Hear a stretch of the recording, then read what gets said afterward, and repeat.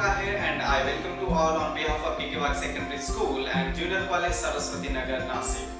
Today we are going to discuss a poem, The Inchcape Rock. The poem is written by Robert Southey.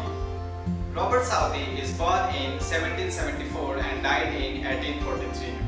Robert Southey was born in Bristol in England. He was a British poet and he is educated from Balliol College, Oxford.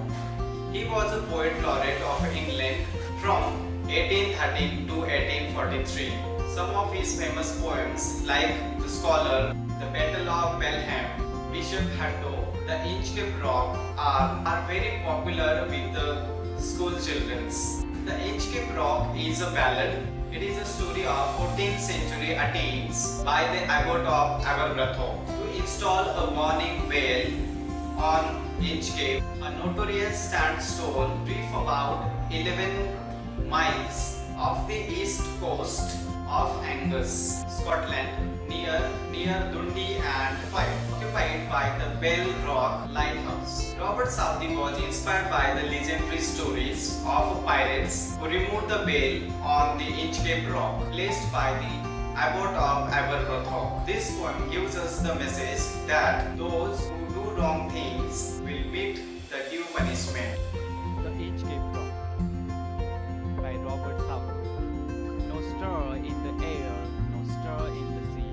The ship was still as she could be. Her sails from the haven, no received no motion. Her keel was steady in the ocean. The first song describes poem. The calmness of the sea, the air, the sea and the ship, all were still.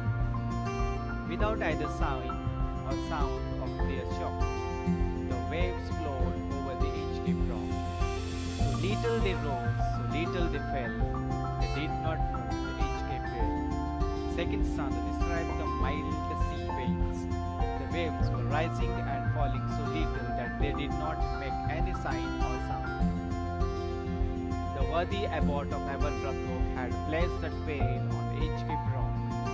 On a buoy in the storm, it floated and swung, and over the wave its warning rung. The third stanza describes how the bell was placed. An old abbot of Aberbrothock, who was a monk, placed a bell on the Inchcape Rock. When the rock was hit by the swung swell, the mariners heard the warning bell, and then they knew the perilous rock and blessed the abbot of Aberbrothock. The fourth stanza describes how the bell guided the mariners in the bad weather. The seamen could not see the rock as it stayed hidden under the high waves during the storms, but they could hear the ringing bell and went away from the perilous or the dangerous rock. So the bell saved their lives. The sun in the heaven was shining gay. All things were joyful on that day. The seabirds screamed as they wheeled around, and there was joyance in their sound. The fifth stanza describes the setting of the natural elements like shining sun, a cheerful birds and atmosphere, as it generally happens before every disaster.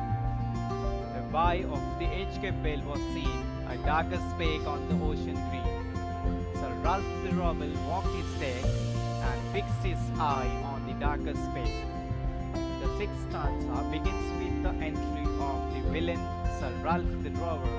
On that fine day, the buoy and anchored floating sign to show the reef on the Inchcape was clearly visible, as it was a blackish spot in the green ocean. He felt the cheering power of spring. It made him whistle, it made him sing. His heart was mirthful to excess, but the rover's mirth was wickedness. The next stanza describes how Ralph was happy. He was delighted at the good spring atmosphere. He was whistling and singing in a great joy. His eyes was on the Inchcape float.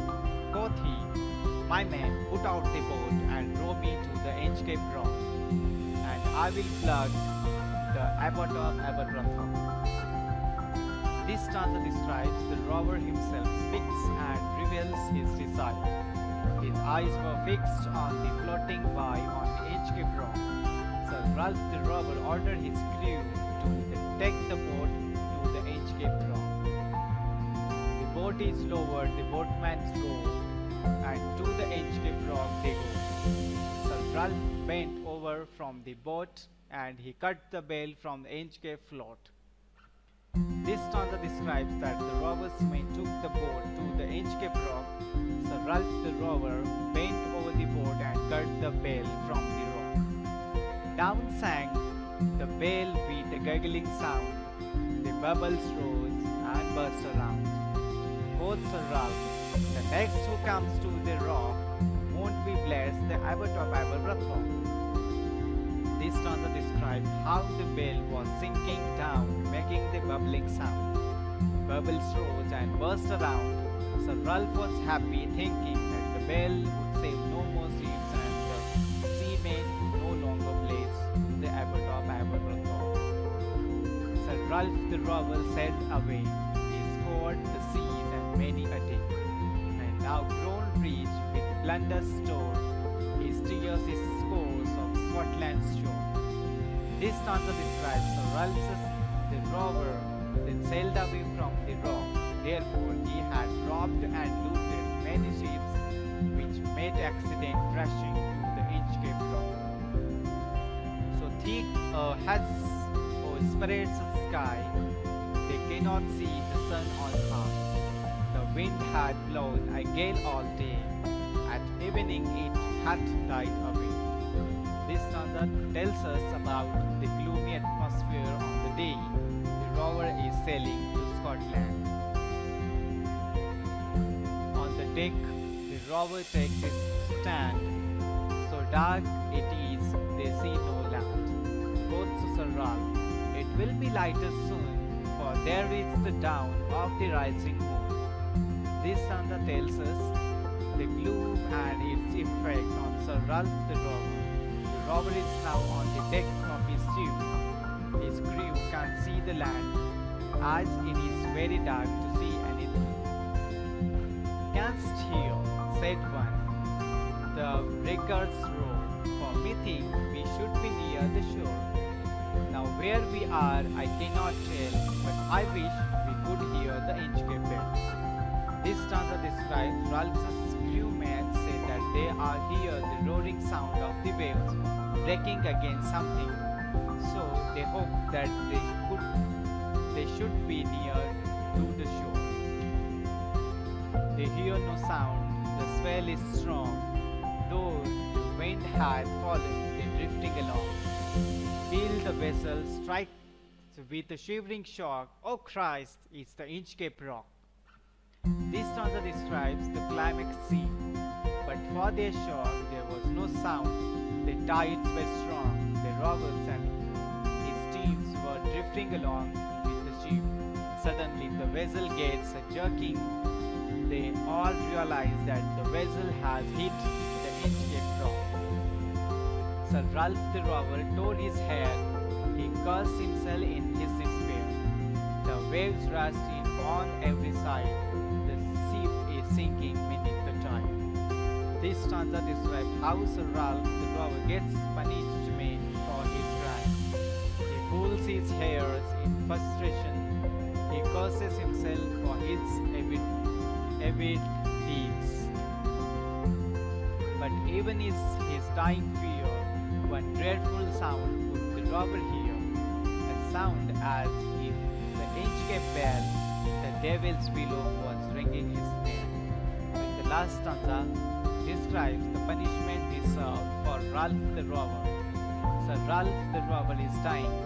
He hears a sound like the ringing of the Inchcape bell. It was actually his death knell that the devil himself was ringing beneath the water. Here we have completed the poem The Inchcape Rock. Thank you very much.